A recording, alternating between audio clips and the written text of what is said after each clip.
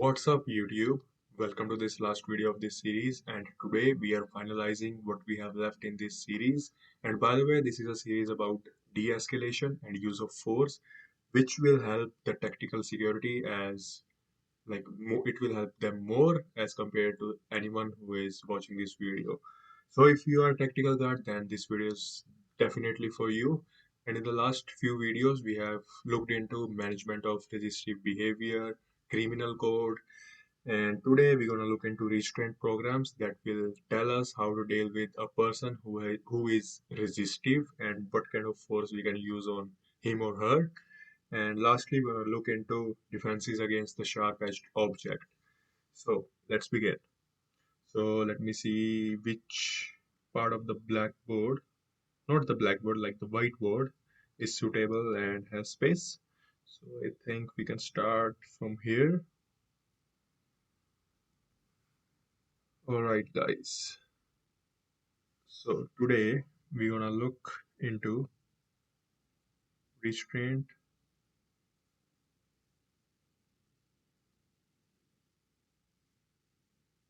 program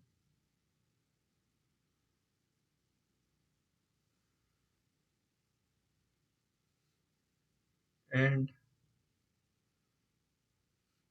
defense against sharp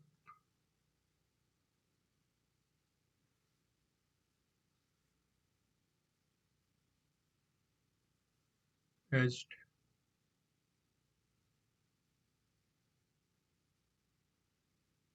objects.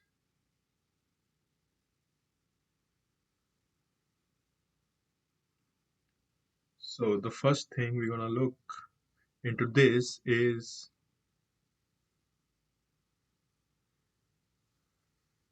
the subjective danger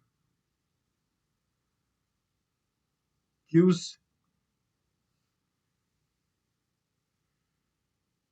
and these are important because this will give us a guideline to eliminate the risk of personal injury. So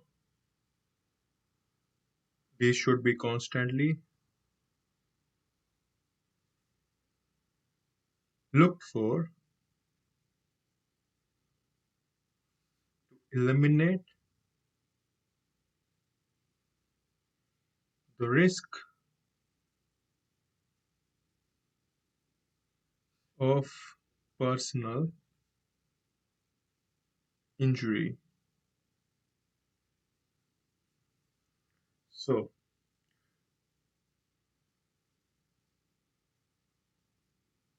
the first thing will be blading of the posture.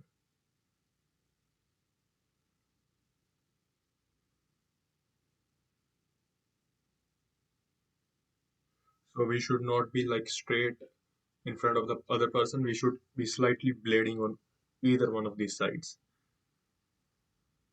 Next, we will have the foot posture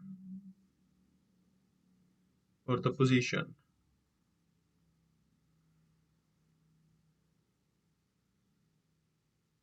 So the foot position will be same as our like the entire posture of our body. It should not be separated as from our body.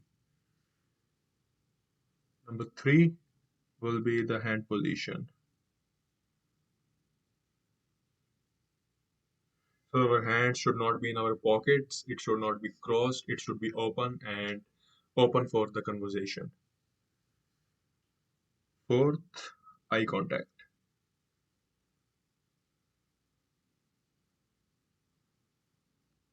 So we should not be looking like different places other than the eyes of the other person because that will give us the more cues like what is going to happen next. So this is inevitable and we should keep the eye contact at all times.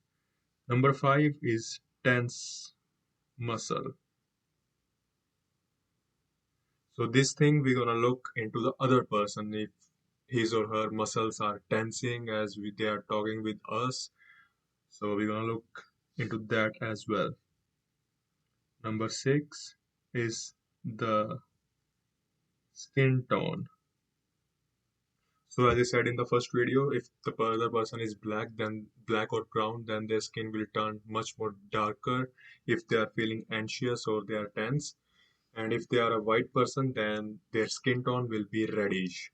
So we're gonna look into that as well. And number seven, if the other person is having extreme movements.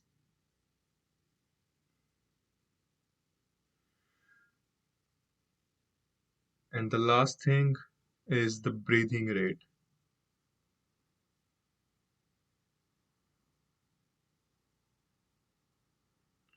So as a tactical security, our breathing rate should be normal. And we should look into the other person's breathing rate. If it is increasing constantly, then there is a risk of flight.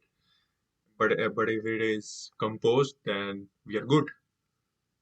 Otherwise, if it is getting higher or increasing constantly, then we should call for backup immediately. So, so next we have proxemic principles. So what does that mean? Is like these are the zones that we need to look for. So proxemic principles.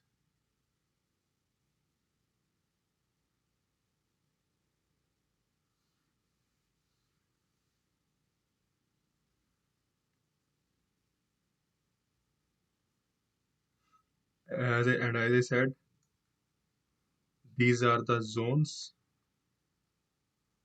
that should be looked for. In particular, let me. So we have four of these, and I will tell you at the end after explaining each one of these, like which one is perfect for conversating with the other person as a tactical card.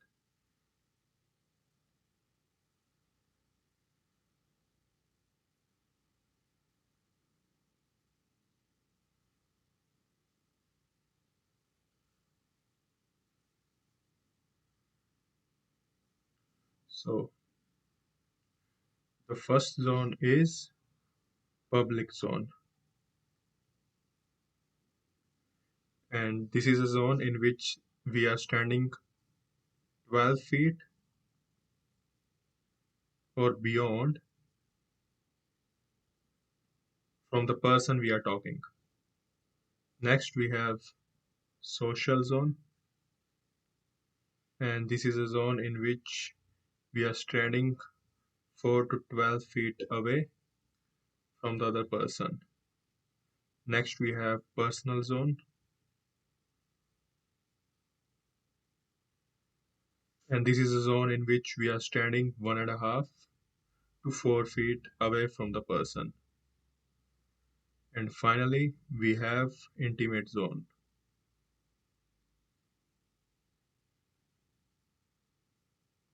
And this is a zone in which we are standing 0 to 1.5 feet from the other person. So these are the four zones that are there in our life, but as a tactical guard, we should be standing in the social distance, which is 4 to 12 feet. Why? Because this is known as the targetive distance. And if the other person is getting anywhere near the personal zone, then we should immediately tell the other person to back up, because this is from 4 feet to like 4 feet to inwards. We start getting the danger zone.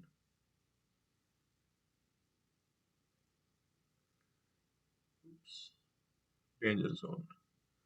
So as tactical guards, social distance is perfect for us. So now we have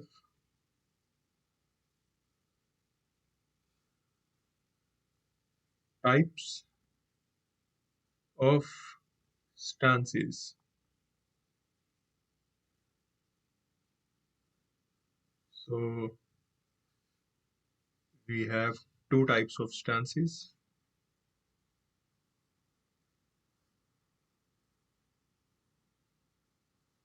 First is sportive and second is reactive. So it doesn't mean that one is good and one is bad. Both are good at its own place. So you're gonna decide which one is good for you after looking at the points that I'm going to tell you for each one of these. So the first point for sportive is that it's non-threatening to the other person.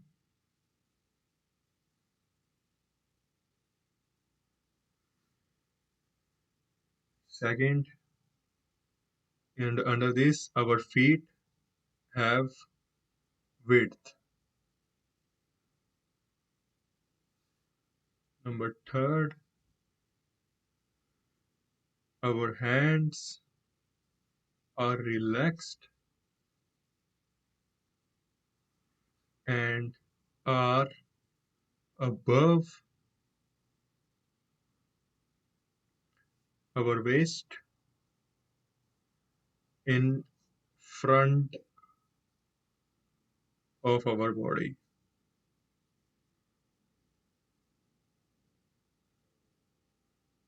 Number four, our torso is slightly bladed, and under this we are alert to what is happening around us, like not just with the what we are dealing with the other person, like our surroundings as well. We are alert of our surroundings, and our eye should be scanning. As I said in the last point, we should scan our surroundings while we are talking with the other person. And next we're going to look into reactive. So the first point under reactive is the same, like a few things are same but many things are different. So our stance have width.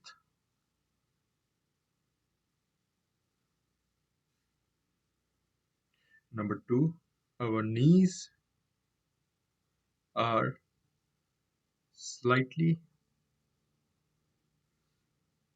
bent. Third is our back is straight.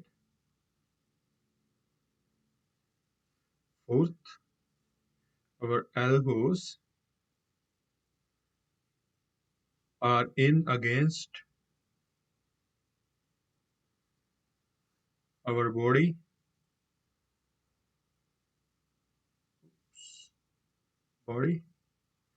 Fifth is that our weight is even. Sixth,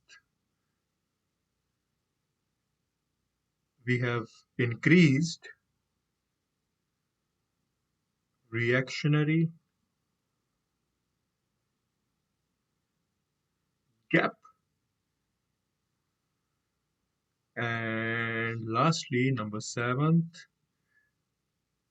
our body needs to be relaxed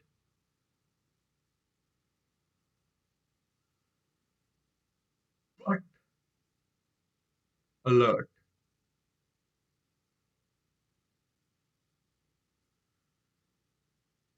These are the few points under sportive and reactive. So based on the situation, you're gonna follow one of these thing or that one of this type of stance.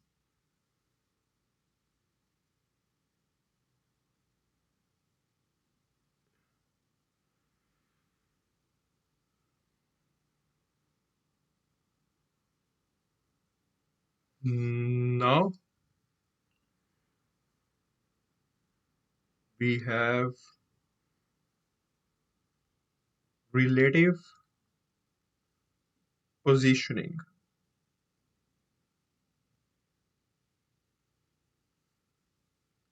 which is nothing but the levels, or for short form, we will say L. And what I'm going to tell you uh, under this relative positioning is applied whether the subject is standing, sitting, or prone. So for this, I need to draw something so that you can imagine the situation. So yeah, blue is good. So suppose this is the other person, and this part between the two lines, two black lines, is the inside position,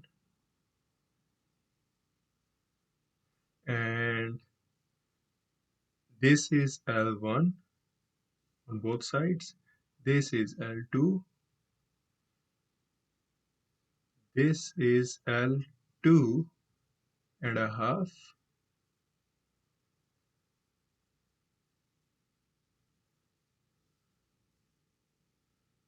and similarly this is also L2 and a half, and right on the top this is L3. So you might be confused at right now, but let me explain each one of these positions and it will be very much clear to you. So we're going to start with the inside position. First, inside position. So this is a position which is directly in front of the subject.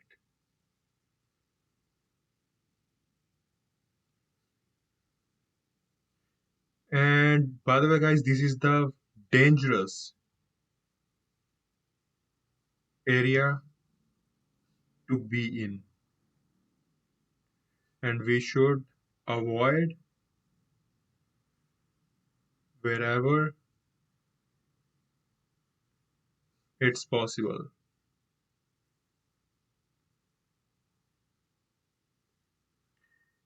So this is about the inside position.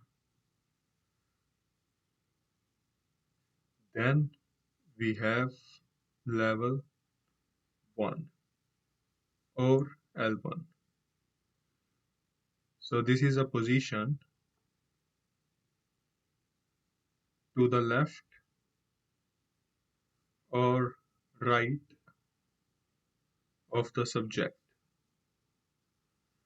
and this is the best position for having a conversation.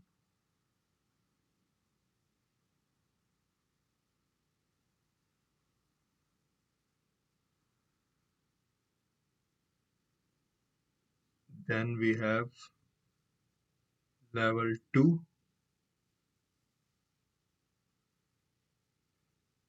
This is a position directly to the side of the subject.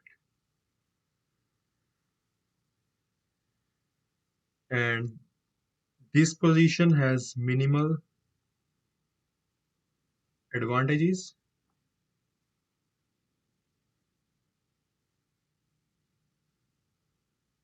Next, we have level 2.5. This is a position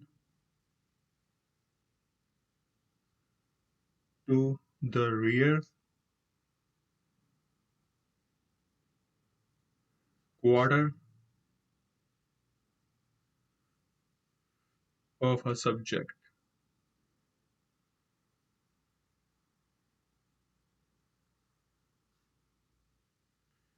And this position is best for escorting, grounding,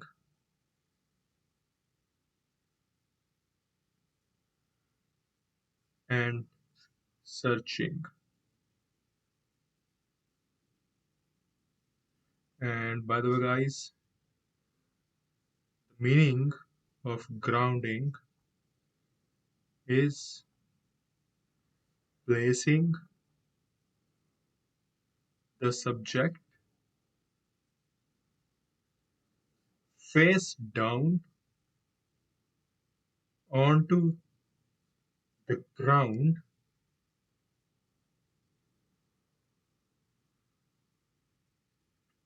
with the intent of securing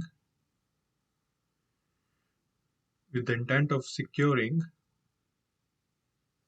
their hands behind their back. So this is the meaning of grounding. And the third point that I wanna tell you is that this position has the ideal advantages,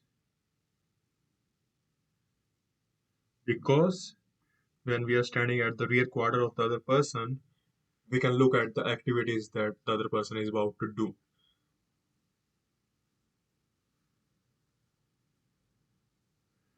And finally, we have level 3. So in level 3, the position is directly to the rear of the subject.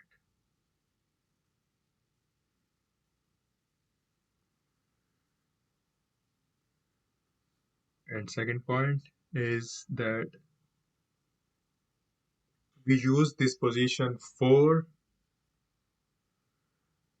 compliant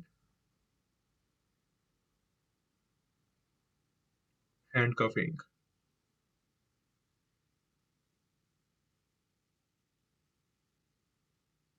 So compliant handcuffing means that the other person is compliant, that we are going to handcuff them. They are not resistive, they are not arguing, they are just following our command. And lastly, number 3, that this is the safest position to be in. So these were the 4 types of position that we have as a tactical guard. Inside position, that must be avoided whenever it's possible. L1, we sometimes use it, sometimes don't. L2 is ideal, and L2 and 2.5, we use it for escorting sometimes, and L3 is for compliant handcuffing.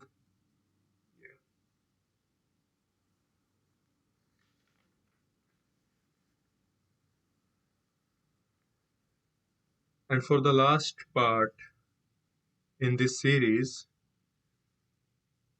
we're gonna look into the purpose, location, and the effect of handcuffing.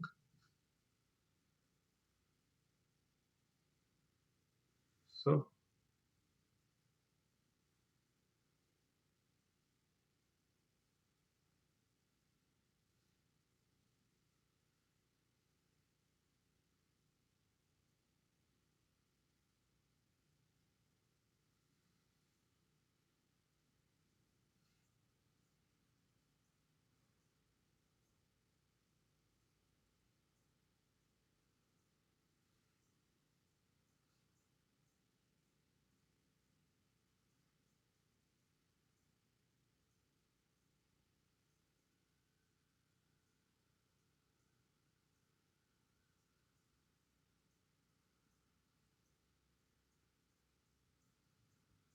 so first of all, we're gonna start with the purpose. Like, what's the purpose of handcuffing at the first place?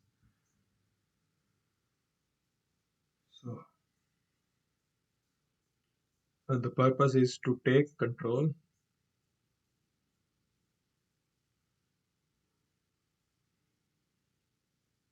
of subjects' ability to, number one, resist, number two, escape, number three, harm, harm to himself or herself or the public or even to you. And fourth one is to preserve,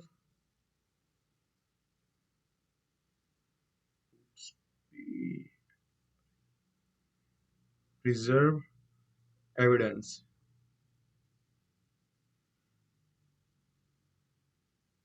And the location for handcuffing is on the smallest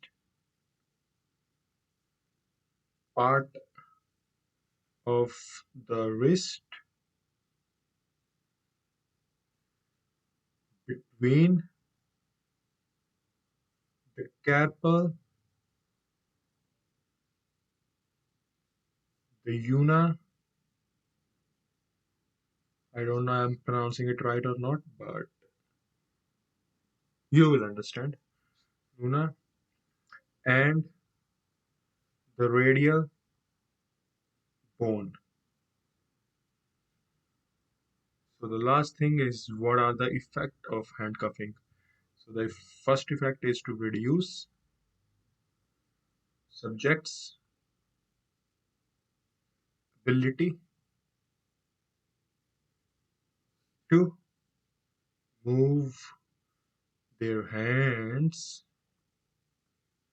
Second is to allow safer control while escorting from one place to another. And the last effect is that it places the subject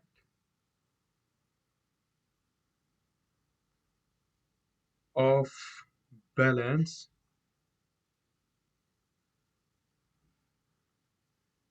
if they attempt to escape.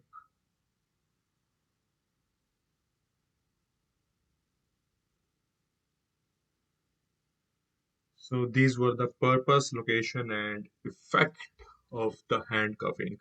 And this brings us to the end of this series and this mini course that we have started a few weeks back. So, yeah, I hope you got some nuggets of information from this course that I taught. And again, if you need the entire workbook of the entire chapters and entire codes, restraint programs, then you can email me at the email down below in the descriptions and I can send you that. So until next time, take care. Done.